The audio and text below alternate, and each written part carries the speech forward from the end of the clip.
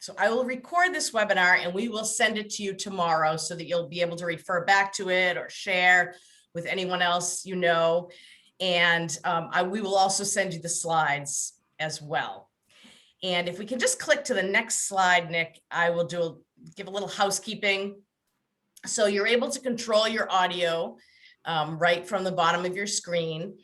And then if you have a question, just ask it either in the question and answer section or the chat feature, and I will monitor that. And I can pose those questions to Nick as we go along. And if we don't get to it, we'll certainly answer all your questions at the end. There's also a live transcript feature, and you can press the CC button, and that will give you a live transcript of the words that are spoken. So feel free to use that service. And if you need to leave, you can leave. And again, we will send you the recording tomorrow. If you want to, I think we'll go to the next slide. Might just say a word about MEFA, just so that you know who MEFA is. We have been around since 1982, and we help families plan, save, and pay for college. We have the state's college savings plans. We also have loans. And then everything else we do is giving free guidance to people of all ages about planning, saving, and paying for college. So if you want to come back and look at our other webinars, you can find them all at mefa.org/events. And we're always available for quick questions or longer conversations to help you. So thanks. And Nick, with that, I will turn it over to you. Excellent. Thank you so much. So, as we already talked about, this is our Veterans Education Benefits, How to Pay for College as a Veteran presentation. Here's the Veterans Upward Bound team. We are a team of 3. Myself and Jen are the assistant directors. I live on the South Shore, she lives on the North Shore, so we kind of split the way that we work with students and work with our partners in the veteran community geographically. And then Kate is our communication and outreach specialist. So just a little bit more about me. I am an Army veteran. I was in the Army for 4.5 years. I did my first duty station was at Fort Drum in New York, the 10th Mountain Division. I did 1 year in Korea at Camp Humphreys, and I did my last 8 months at the United States Military Academy at West Point in upstate New York. The reason I share this picture is I just want to let everyone know in attendance that I am a veteran who has used my VA education benefits, and to put it simply, they really changed my life. So that's why I love doing what I do at Veterans Upward Bound. I like helping veterans understand their benefits and choose a career and make sure that they are using these life-changing benefits.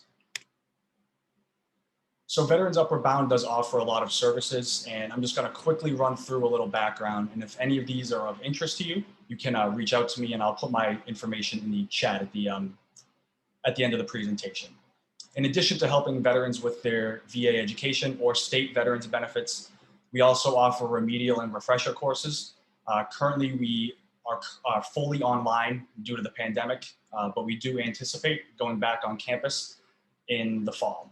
Our courses are designed to make sure that upon completion, you are testing at a college level so that you hit the ground running and you use your education benefits for courses that kind of count towards your degree. We don't like seeing veterans go in and have to use their GI Bill or voc rehab to fund those pre-college courses. We'd like to see you take them with us for free and hit the ground running when you go to your school.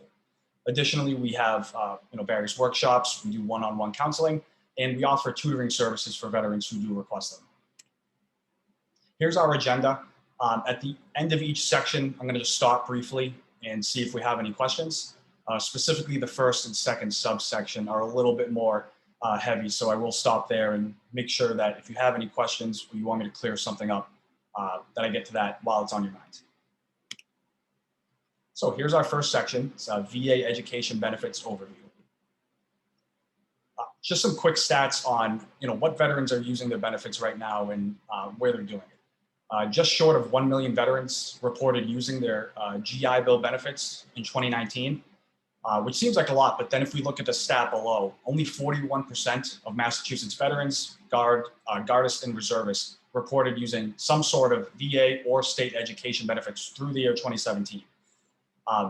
And often, when we work with veterans who maybe their GI Bill expired or, it's the expiration date's coming up, they cite uncertainty on how does it work. And that's what Veterans Upward Bound is here for. We offer these free services to make sure that you understand your benefits and you're using them to the best of your advantage to pay for college.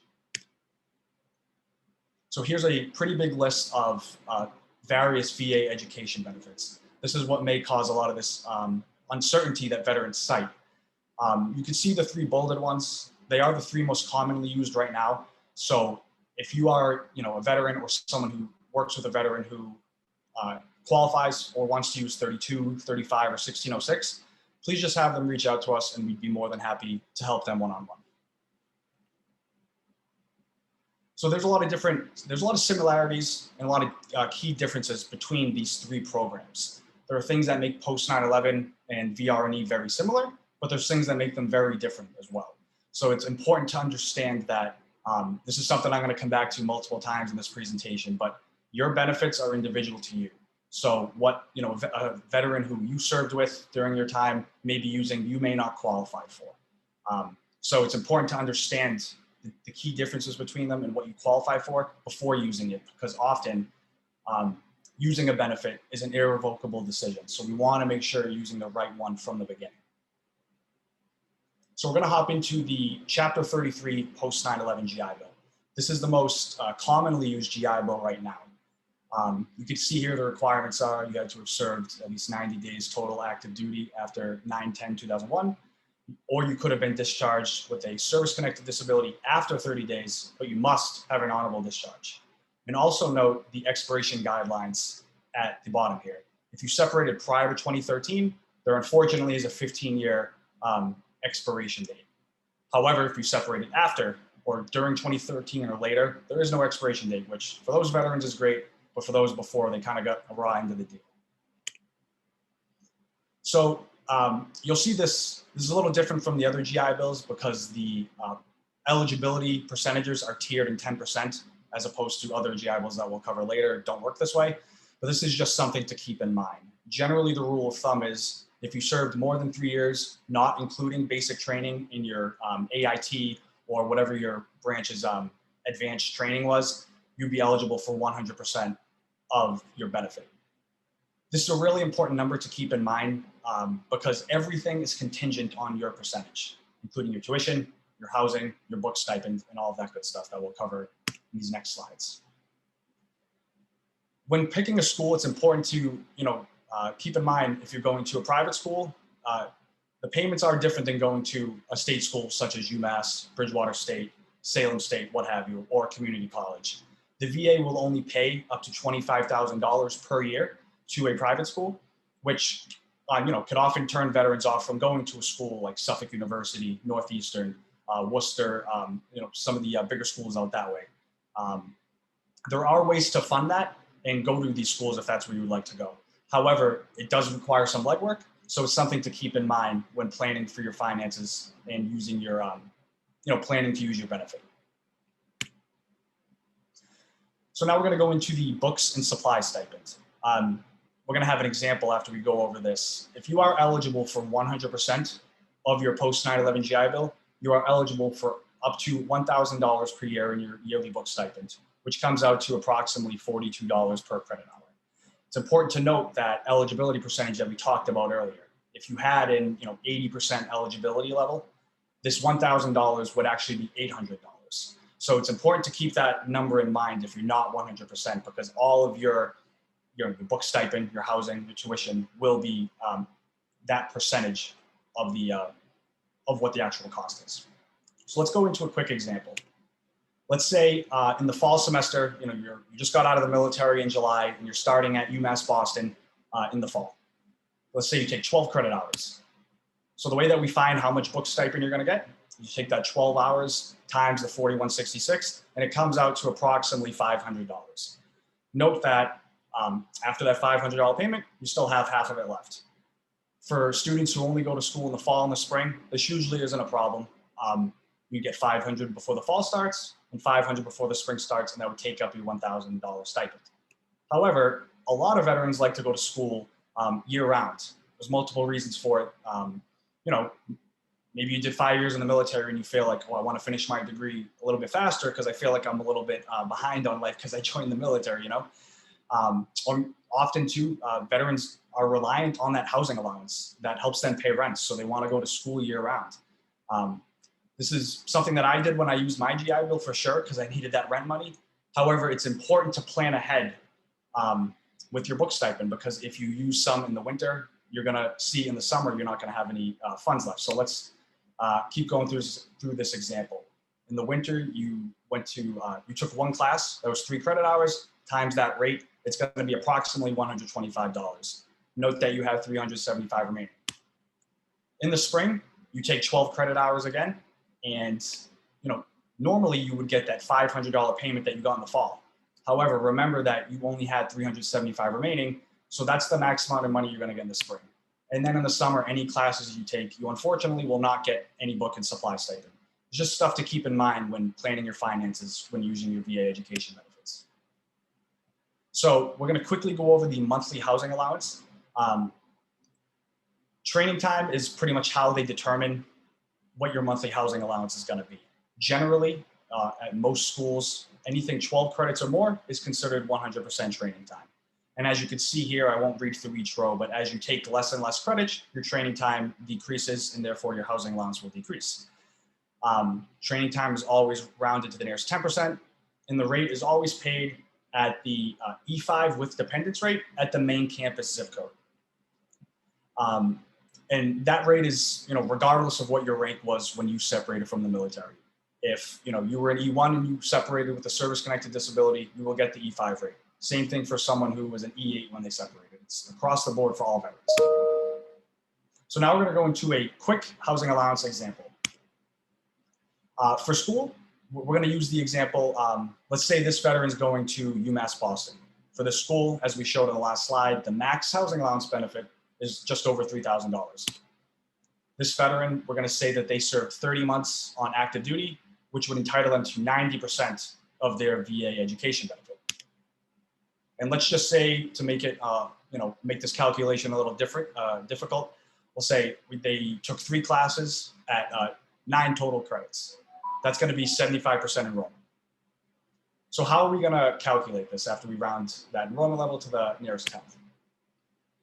You're going to take that housing allowance, multiply it by your eligibility level, and multiply it by your enrollment. And you can see how that $3,000 housing allowance quickly went down to $2,177. That's still a nice reward for using your GI Bill and getting paid to go to school. However, this is just stuff we like to let all veterans we work with know, because often there's a lot of uncertainty on how it works, and we see veterans think, I'm always going to get that full housing allowance no matter how long I served, no matter how many classes I've taken. So this is all stuff that for your individual situation, Veterans Upward Bound can definitely help you understand. Housing allowance rates for online learning, it's an across the board rate. It doesn't matter if you live in Boston, you live in Ohio, Arkansas, Los Angeles. It's going to be $916.50 per month. Additionally, I like to let students know, if you have the ability to go to one in-person class, you're actually eligible for that full housing allowance rate that we talked about on the previous slide. Often that looks like a veteran going to a Tuesday night class and then taking the remaining 3 classes online. It is a significant increase in the amount of money that the VA will pay you, and it does a lot for you financially, so you can really focus on your studies while you're going to school. Quickly, I also need to note that there's a lot of confusion as well about how does online learning with COVID. Essentially, if your courses are meant to be in person, but they were forced online due to the pandemic, you will continue to receive the full housing allowance rate. However, if your courses are meant to be online, you're still going to get this rate. There's kind of no way around that with the VA. So now we're going to move on to the other common GI Bill, the Montgomery GI Bill. Many of you are probably familiar with this, as it is the GI Bill that you very likely opted to pay in $100 pay deductions for the first 12 months of your contract. Keep in mind, this one does have a 10-year expiration timeframe, and this GI Bill is actually going to be phasing out in 2030, because since the creation of the post 9/11 GI Bill, the Montgomery really does, in most cases, pales in comparison. Here's the service requirements. If you remember from the post 9/11 service requirements we talked about, it was really tiered from 100, 90, 80, all the way down to 10. But unlike post 9/11, the Montgomery only has 2 eligibility groups. You either serve 3 or more years or fewer than 3 years. And as such, here's the payment rates based on your time in service. I like to say here that don't focus too much on the numbers. Try to remember more of the concepts and how the GI Bill works. Because these numbers are kind of arbitrary until it comes to understanding what your exact situation is. So actually, before I move on here, with Chapter 30, if you notice, with post 9/11, we talked about housing, tuition, and book stipend. With the Montgomery GI Bill, there's only one payment, one stipend. With this monthly rate, you are expected to pay your school, and with anything else that you have left, you could pay for books and rent. So this is where a big difference between these GI Bills comes in. The last VA education benefit we are going to discuss before doing a quick example is Veterans Readiness and Employment, which was just rebranded. It was formerly known as VOC Rehab. So you'll probably hear me continue to refer to it as VOC Rehab out of habit, just because it's been called VOC Rehab for so long. There are some requirements for it. You must have an other than dishonorable discharge, like most other VA programs. You have to have a 10% service-connected disability or higher, and you must be able to display to the VA that you have a significant employment handicap. With VR&E, all of your books, fees, supplies, and tuition are fully covered. And there is some basic eligibility, as you can see. 12 years from the day that you are discharged from active duty is your basic eligibility. But also that can be reset if you got a service-connected disability 3 years after you separated, then that 12 years would reset again. We need to be upfront about VR&E. The VA will pay for you to go to college with this program. However, VR&E is different from the 2 GI Bills we spoke about because the GI Bills are an entitlement.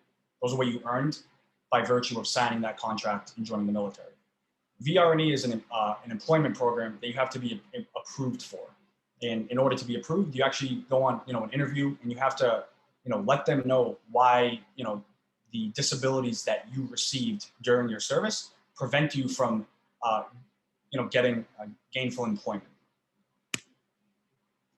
Here's the monthly rates for those who are using VR&E to go to an educational institution based on training time and how many dependents you have. And again, the numbers, for our purposes aren't too important. I just like to put it up there to show you how it works, VR&E throws in a new variable with they're actually paid for your dependents as opposed to the GI Bills. Additionally, this is a pretty common scenario for veterans who are eligible for the post 9/11 GI Bill. They opt to use the VR&E instead. The reason for that is, if you remember back, we talked about the housing allowance with the post 9/11 GI Bill. If you do qualify for post 9/11 and VR&E, you can opt to use VR&E but still get paid at the post 9/11 rate, which is it's a pretty nice perk of the program. And then again, just to hammer it home at the bottom, remember that while VR&E will pay your tuition, or they may pay your tuition depending on if you're approved, it is an employment program at its core, and it is not an entitlement like the GI Bill. This isn't trying to scare you away or anything like that, but it is a program for specific people. So I'm going to pause right here and just see if we have any questions, because the first section can be a little dense with the numbers and whatnot. So I don't see any questions, but maybe that's because you were so clear and all those charts, but I'll just, again, encourage everyone to ask as you go along, and we'll make sure we get to them. Thanks. Excellent. So now that we just covered how those 3 programs work, I feel it feels kind of meaningless to just go over these numbers. So I think what really helps is to put all 3 of them side by side in 2 different scenarios so that you can see how they work. Because there's a good chance that someone in the audience actually qualifies for all 3 of them. I was a veteran who, when I separated, did qualify for all 3. And it was really very confusing when I first separated, like which one do I use and which one's gonna help me out the most. So I'm gonna try and solve that, that problem right now. So here's this, this example veteran's situation. We're gonna say they're going to UMass Boston. They're gonna go to school full time. They're 100% eligible for their GI Bill because they served more than 3 years. And they're just gonna do the traditional fall and spring semesters. So approximately 8 months. And for voc rehab or VR&E purposes, they have no dependents. So for post 9/11, that entire $14,000 and some change of tuition is paid directly to the school. The veteran's going to get $1,000 per year in book stipend. And for their housing allowance, remember they're going to school for 8 months. They're eligible for the full $3,024. If you add all that up, the annual value is just short of $40,000. Keep in mind that $25,000 of it and some change is going to be paid to you. And that's the housing allowance, which is the 30/24 times 8 plus $1,000. Because under post 9/11, the VA pays your school directly. We're going to move on to the Montgomery GI Bill. For tuition and books, remember that I said the VA does not pay that for you. Instead, you get the one Montgomery GI Bill payment. And in this veteran situation, they're entitled to the max rate of $2,122 times the 8 months. And that annual value is going to be just shy of $17,000. And all of that is paid to you. However, keep in mind, you as the veteran have to pay your tuition under this GI Bill. And lastly, for VR&E, again, the VA is going to pay that full tuition. The VA is going to pay for all of your books. So regardless of whether you got $300 worth of books or you're doing maybe a STEM degree and you got a lot of lab fees and all that, they'll pay the whole thing. And the VR&E stipend is $653 was the max for this individual times the 8 months. When we add all that up, it's going to be $20,644 plus whatever the amount of books is, books and supplies and whatnot. Keep in mind that in this scenario, $5,231 is paid to the veteran, and that's just the VR&E stipend because the VA pays the school directly. So let's put all of these side by side. For post 9/11, because the tuition is already paid, that $25,000 you get paid throughout the year is going to be yours to pay for rent, books, and any other living expenses you have. With the Montgomery GI Bill, remember out of that just shy of $17,000 that you are paid, you still have to pay the tuition of $14,613. So you are left with $2,363 overall. And for voc rehab, total value, again, just shy of $40,000. The VA is going to pay the tuition, and then that $20,644 is paid to the vet, and that's what it's going to leave them. The reason that I like to bring this up is you can see there's a very, very, very large discrepancy between specifically the post 9/11 in Montgomery that I like to point out, because right now, if you're a veteran recently separated or within the past 10, 15 years, you probably qualify for both.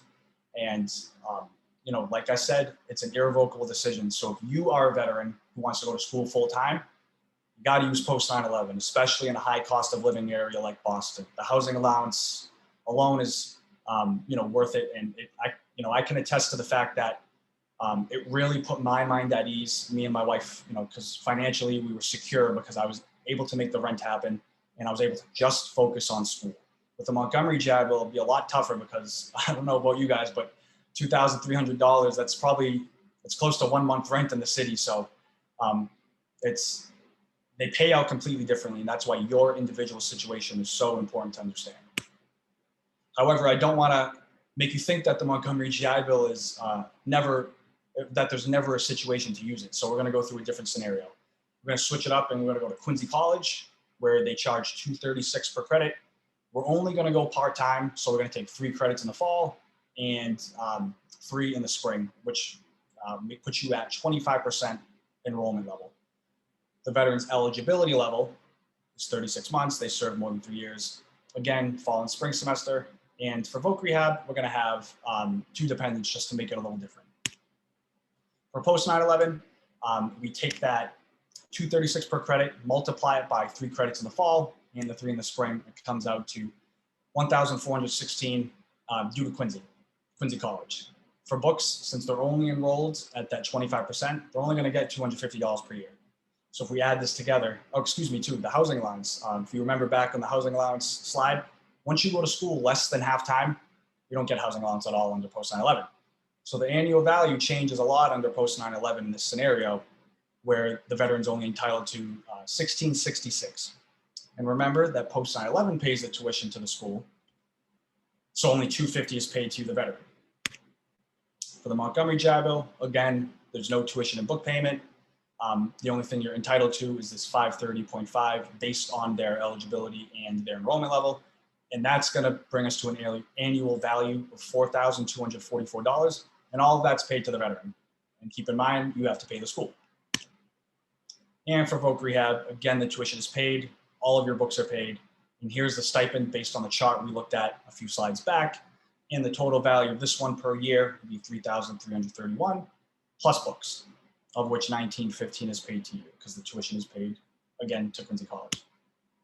So when we put all of these side by side, the situation changes a little bit. Montgomery GI Bill in this scenario is a better option for you. I'll mention it a little bit later, but generally, veterans who are going to school full-time in Boston, post 9/11 is better. Veterans who want to go, part-time, maybe because they work full-time or they just can't commit to a full-time schedule, and they're going to go part-time, Montgomery may be better.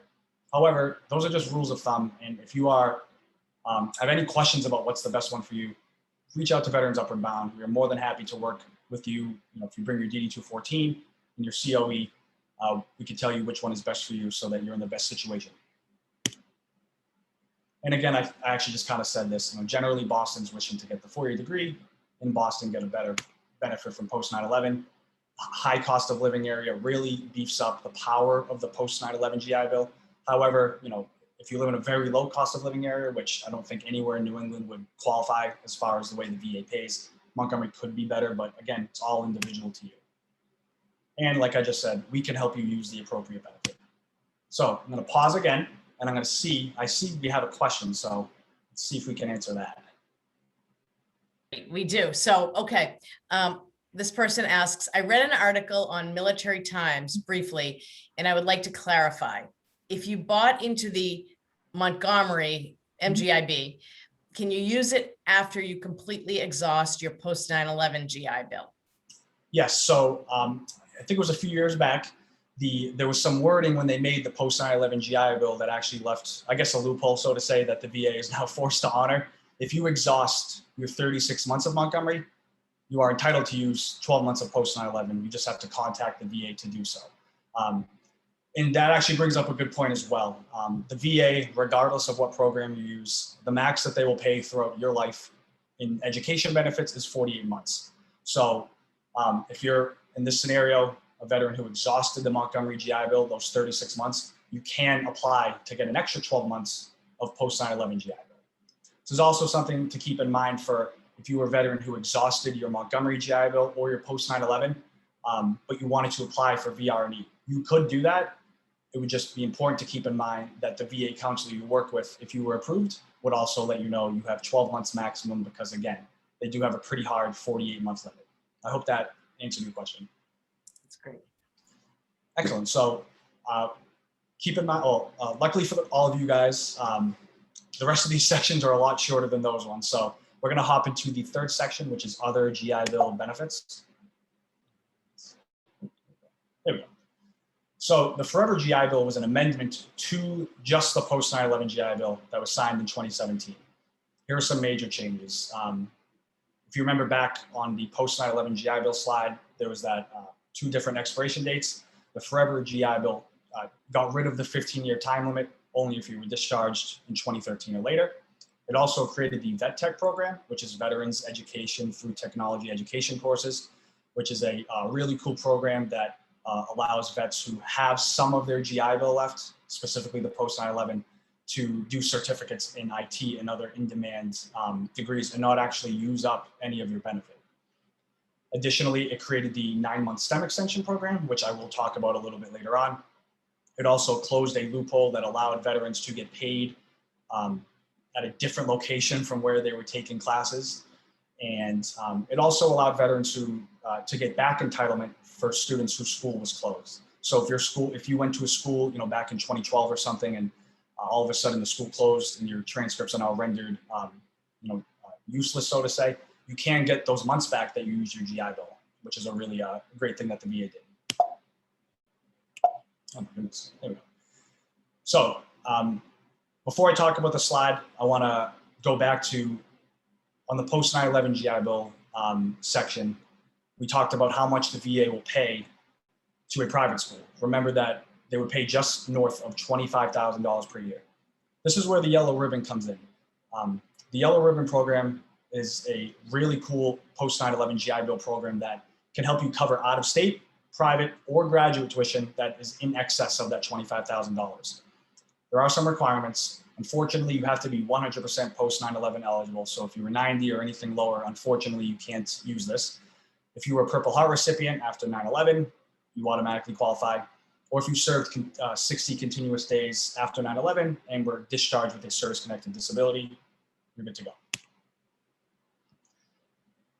Keep in mind that this is something that you can't go to, a private school like Northeastern or Suffolk and say, I want to use the Yellow Ribbon program, and you assume it's good to go. This is something that your school must already have an existing contract with the VA. The school's got to opt in. They cannot be over their own cap that they set, and they must already be certified with the VA. So we're going to run through a quick example. This is actually, since I work at Suffolk, I just figured let's use their numbers right here. The tuition's approximately $40,000. And let's subtract that max VA payment to a private school of $25,000. That's going to leave the veteran with just shy of $15,000. I don't know about you guys or anyone in the crowd, but if I have my education paid for by the GI Bill, I'm trying to not take on any student loans if I don't have to. So with the Yellow Ribbon program, the remaining tuition can be split by the VA and the school if the school agrees. So in Suffolk University's example, they actually agreed to split the full tuition liability with the VA. So they say, all right, there's $14,838 left. We, Suffolk University, will pay $7,419, and the VA is obligated to pay the other half. And you're left with $0 in tuition liability, which all that adds up, and you add all that interest compounding on itself over the years, that's a lot of savings. So it's an excellent program. However, keep in mind that each institution sets their own limit on the amount of students that they'll allow to participate and the amount that they'll pay to each student. So a quick example, there is a school in Boston that is a Yellow Ribbon school. However, they will only fund 5 veterans, and they don't really advertise it too well. So unfortunately, some veterans go enroll there, and then all the Yellow Ribbon slots are taken up, and now they have a tuition bill, or they got to withdraw. So it's just something that if you want to use this program, confirm with the school that you want to go to that they participate and that they'll actually cover your full tuition. We're going to go to a second example. It's going to be the same tuition, same max VA payment, and the same veteran tuition liability as before. However, this school says, yeah, we participate in the Yellow Ribbon program, but we're going to pay $5,000 per veteran. Because of that, the VA will match and pay $5,000, and the veteran is left with just shy of $5,000. This is still, I'd rather have $5,000 per year than that $15,000 in loans or scholarships that I got to do. But it's just stuff to keep in mind, because while schools may say we're military friendly, we participate in the Yellow Ribbon, you really got to make sure that you got to be aware of how they pay out and how many veterans they'll pay for. All right, so I'm going to stop again real quick and see if we have any questions. I don't think I see anything in the Q&A. So we'll just hop into section 4. We're going to go into non-VA. Oh, I just saw. Actually, yep. Do you have to reapply every year for the Yellow Ribbon, or does it continue for the entire 4 years? So that actually depends on the school. I could tell you, since I work at Suffolk University, I know if you're a veteran who they fund 125 veterans. So if you're accepted into Yellow Ribbon, which most veterans are because they don't have that many veterans, you're pretty much, you get priority every year, every semester. Some schools, specifically like the one I mentioned that only funds 5, that's something that becomes a lot more competitive. So, it's something that, again, when you're reaching out to the schools you're applying to that are Yellow Ribbon schools, you want to make sure, get verbal or get an email from them that says, hey, once you get Yellow Ribbon, you don't have to reapply every year. Because it's not something you want to get yourself in that situation in your junior or senior year. You're almost done. And all of a sudden, now you're not getting the Yellow Ribbon, someone else is. And now you're faced with a decision, do I transfer or, do I take out loans? So just something to be vigilant about. All right, so now we're going to move on to section 4, which is non-VA veterans education benefits, specifically National Guard and state benefits. So for the National Guard tuition waiver, it's a pretty straightforward program. It's the Mass National Guard Education Assistance Program, and you can get a 100% tuition and fee waiver if you meet the eligibility requirements on the screen. You're going to be actively serving in the Guard. You can only go to a Mass State school or community college, which not only to say only, but you are limited in the schools that you go to.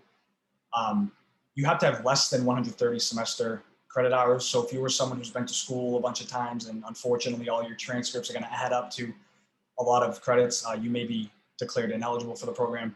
And additionally, you have to maintain your GPA in accordance with the university standards of the school you're going to. I could actually paste the site in afterwards, but if anyone is actually in the Guard and they don't know how to use this, feel free to reach out and we'll make sure that you're good to go, because we do work relatively closely with some of the National Guard units in the area. So the Massachusetts Veterans In-State Tuition Waiver is a waiver tuition, waives tuition for eligible veterans, again, at state schools and community colleges. There's only 2 eligibility requirements. You have to have an honorable discharge like most veterans benefits. And you have to have served more than 180 days. This is a really straightforward form. I actually just pasted the top of the form here. You can pretty much just search Mass Veterans In-State Tuition Waiver. There's a form. The only thing is, it's something that, if you come work with us, I can give you the background on it, but it is something that you apply for with your school financial aid office and veteran rep. So we can, give you some information on it, but it is something, when it comes down to it, you and the school that you've been accepted to work with the state on. So earlier I mentioned the STEM extension for the post 9/11 GI Bill. This extension extends some extra benefits to students in these in-demand STEM degrees, science, technology, engineering, and math, and there's a few other ones. The reason for this is that veterans were finding that these fields usually require more credit hours than a lot of other degrees, and they were actually running out of their benefit. And at the end of their GI Bill, they were having to take out student loans that they didn't anticipate having to take out. So the STEM extension reduces the out-of-pocket costs for students who are specifically training in these STEM degrees. There are some requirements, as with any VA program. You must be obviously pursuing a specified degree. You have to be within 60 and 90 credits towards your degree, which is a little bit tricky because a lot of times people may not think to use this extension until maybe they're in their second or last semester. So they may, be over those 90 credits. So if you are going to, go into a science, technology, engineering, and math degree, keep this in mind now. Additionally, you have to be within 180 days of post 9/11 benefit exhaustion. So it kind of adds another variable that sometimes makes it difficult to use. And additionally, your degree must require at least 120 credits. Additionally, you cannot use this with yellow ribbon, which is unfortunate because often, you see veterans going to, maybe Northeastern for some sort of engineering degree. They got the yellow ribbon and they got no tuition. And then at the end of their degree, they're using the STEM extension. Now they can't use yellow ribbon. So it's a little bit unfortunate, but on the other hand, it is still affording you a lot of extra tuition dollars for an extra 9 months. I'm going to briefly talk about the VA work-study program. I can attest to the greatness of this program. When I separated from the Army in 2018, I actually enrolled at Suffolk University and started working for Veterans Upward Bound as a VA work-study. It opened so many doors for me. It ended up getting me a full-time job once I graduated. It's a great program that helps you, as you can see here, it helps you earn while you learn. For eligibility, you can be using the Chapter 30 Montgomery GI Bill, Chapter 33 post 9/11, or VR&E. You just have to be enrolled in 3/4. You have to have 3/4 or more enrollment, which is usually 9 credits at most institutions. You get paid at the higher of federal or state minimum wage. So in Mass, you'll get paid $13.50 per hour. You can work up to 25 hours per week.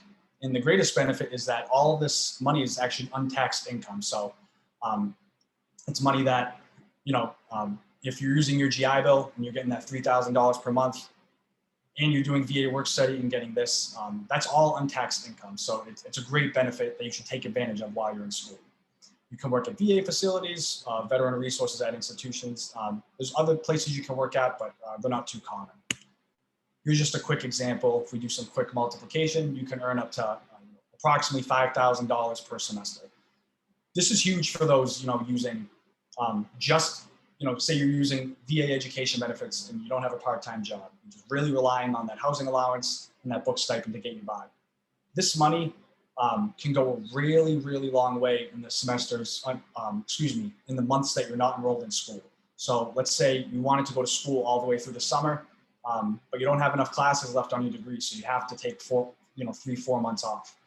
This is money that could, help you pay rent, pay for your groceries and whatnot while you're waiting to start school again. It's an absolutely excellent program, really easy work, and it really opens up a lot of doors for veterans. So I'm going to pause again before we talk about FAFSA. See, we have another question. Yeah, so we have a very specific question, but a good one, so I'll go slowly. I am studying mathematics at UMass Amherst under the post 9/11 GI Bill. My last semester is fall of 2022. I plan on applying for graduate school at UMass spring of 2023. If I apply for the STEM extension, will it carry over into my first semester of graduate school? Also, I bought into the MGIB.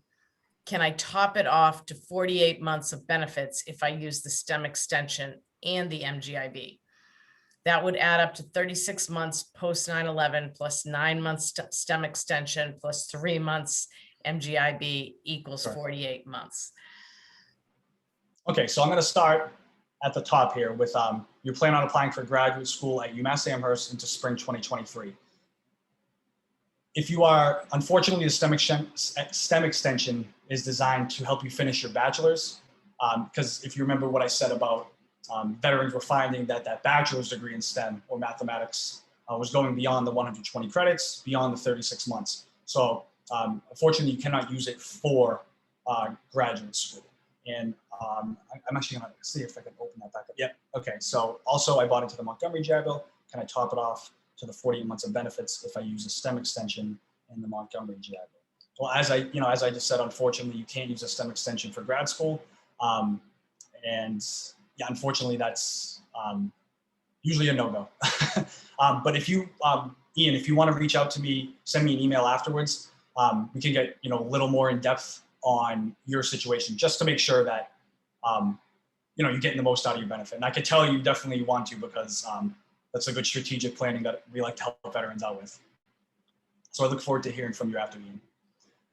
All right, so now we're going to hop into FAFSA, which is the free application for federal student aid. I like to bring this up because a lot of veterans don't believe that they need to apply for FAFSA, especially those who have VR&E or 100% Montgomery or post 9/11 GI Bill. They think that FAFSA is just student loans, and it's couldn't be further from the case. So we're going to get into why. So for FAFSA benefits, you can get federal loans, grants such as the very popular and well-known Pell Grant. You can also apply for federal work study. Like I said, you should apply to FAFSA even if your tuition is 100% covered. The reason that I say that is based on your tax bracket, what your taxable income is, you may be eligible for Pell Grants. What's great about Pell Grants is, they do not have to be repaid. And this kind of goes, it's a similar, I'll say a similar thing about it that I said about the VA work study money. This is money that could really help you out if you're, let's say you're in one of those STEM degrees that has really expensive lab fees or equipment and whatnot, and that $1,000 book stipend doesn't cover it. This Pell Grant can come in and kind of save the day there. Additionally, if you're not going to school, mid-May through August, this could be money that if you're smart with it, you can put in your pocket, pay for your rent, and not have to worry about where's my money coming from while I'm waiting to finish my degree. The max amount you can get in the upcoming fiscal year is $6,495. I would just caution that doesn't mean you're going to get that. I don't know who determines it, but someone's going to determine what you can get paid based on your financial situation. But you don't know until you try. When you apply for FAFSA, you will get a full student aid package. And it may get intimidating because you'll see a bunch of student loans on there and you think, well, I don't want to take out any student loans. I don't need to. I have my GI Bill. You get to accept and deny whatever grant or loan that you are rewarded. And that's something Veterans Upper Bound can help you apply for and work through. And additionally, there are resources at whatever school you end up going to that can help you out as well with that. We like to touch on subsidized and unsubsidized loans. In the event that you have to take out student loans, there are a bunch of different situations where you may have to. Maybe you only have 50% GI Bill. Maybe you're going, for a master's degree or a PhD. At some point, the VA education benefits are going to run out. And it's important to know the difference between different types of loans before taking them out. For subsidized loan, the government will pay the interest while you're enrolled in school full time. You choose these first because that interest isn't going to compound over 4, 5, 6, however many years it takes you to finish your degree. Unsubsidized loans, on the other hand, the interest starts accruing the day that it's dispersed. So, over time, that interest really starts to add up. And again, if you are someone who is going to take out, student loans, Veterans Upward Bound is more than happy to work with you and help you do so responsibly, so you're not putting yourself in a tough financial situation. As I said, we can help you out with the FAFSA application, and specifically, there's specific, veteran aspects to it that people don't really think of. Usually, the confusion comes with their VA benefits. Do I report them? Do I not? Generally, the rule of thumb is do not report any VA education benefits. It is not required by law to be reported as income. That includes the tuition payments to your school, your book stipend, VA work study money, or your housing allowance.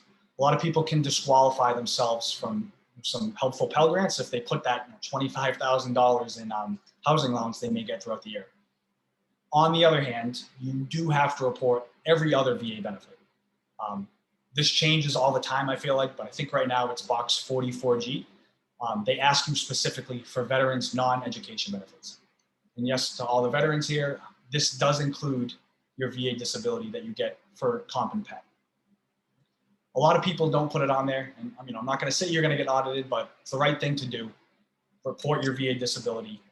Don't report your VA education benefits. That's the good rule to just remember when filling out your FAFSA if you're going to do it on your own. So I don't see any questions, so we're going to hop into section 6, which is veteran scholarships. So when making the slide, it's kind of difficult because you either, you put a massive list of scholarships or you just kind of do a quick overview. And unfortunately, there's so many different types of veteran-specific scholarships that if we put them on here, we'd be here for 3 hours clicking through the slides. There's a wide range of scholarships for veterans and grant opportunities. And a lot of them are very specific to particular military branches and operations. A common one we see a lot is Army Corps of Engineers, or Raytheon one for missile defense, or veterans who worked in missile defense systems. What I want to say to all the veterans is, if you're looking for scholarships, whether it's you're 100% eligible but you're looking to just maximize the amount of funds you can get, or if you're someone who's maybe 50% eligible and you're going to have to close the gap somehow, reach out to us. We can help you identify scholarships that match your military experience. We can also let you know all the deadlines and whatnot. A lot of them have odd deadlines that open up at certain times of the year and then close before you even know it. So if you're someone who's interested in applying for veteran-specific scholarships, please reach out. One of our counselors will work with you to help you find scholarships that match you and your situation. So here's our last section. It's going to be other tips and info. When you go to school, most four-year institutions have an SVA, which is the Student Veterans of America. I could not recommend, I can't say how great the SVA is. They do so much on behalf of student veterans. They were actually the organization that helped lobby Congress right after COVID-19 to encourage them to continue paying in-person payments to veterans who were forced to work online, due to the pandemic. If they didn't do this for veterans who are used to getting $3,000 a month for housing and rent, we're all of a sudden going to start getting $915 a month, and it would have been devastating. A lot of people would have had to drop out and try and work it. It would have been tough, but the SVA is a great advocate, and if they're on your campus, I highly encourage you to work with them. Keep in mind, this in-person payment that they fought for is actually extended through December 31st, 2021. However, most schools are going to be back in person in the fall, I believe.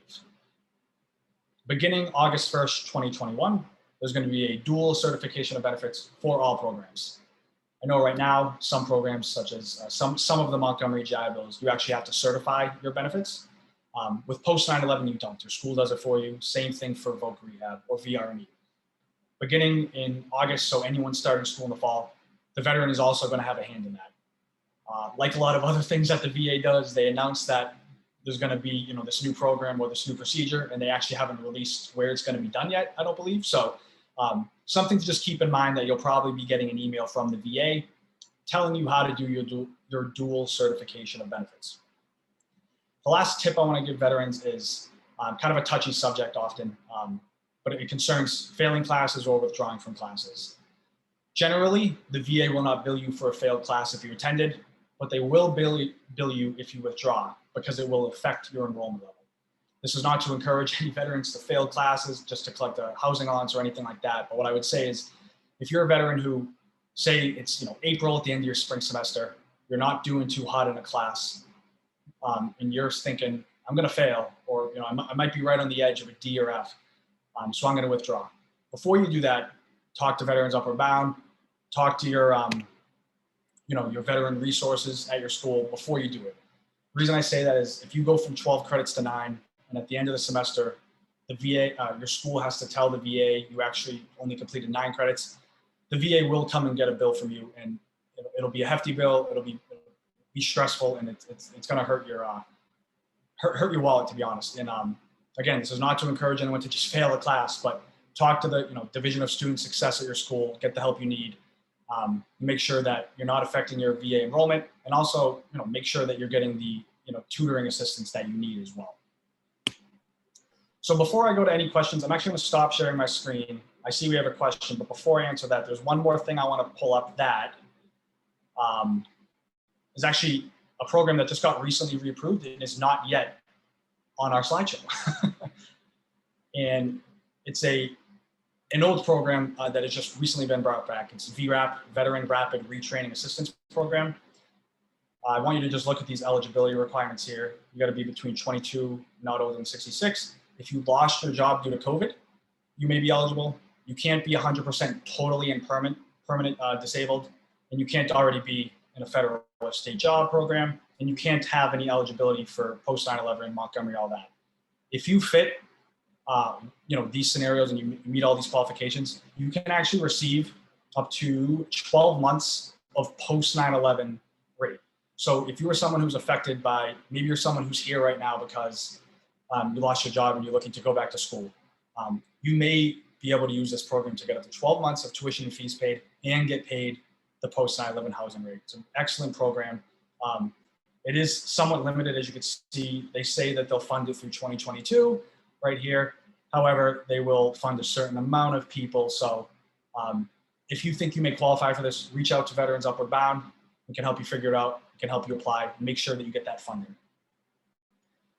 So I'll go back to our slideshow just to pull it up, and then we can answer that last question.